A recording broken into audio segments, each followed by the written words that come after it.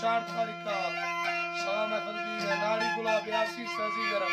हैदर सुरी टोपा गंगा उस्ताद पटोला फरमाश नाड़ी गुलाब तरफाना याके खलील फरमाश है तारिक साहब फरमाश है आजम है फरमाश खासकर अमल्ला है फरमाश है गुलनवाज है फरमाश है जमशेद है फरमाश है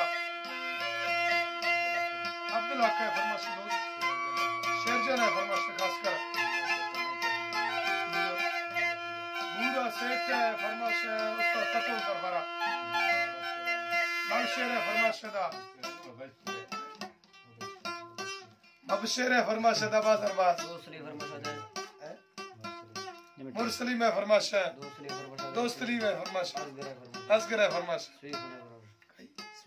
सवीर खान है फरमाश है खासकर सभी खान है फरमाश है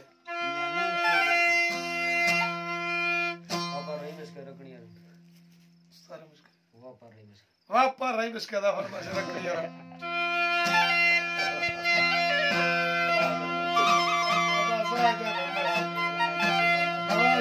फरमाश है उसका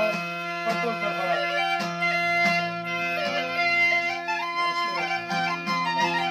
फरमाश है उसका पटोल तरफाना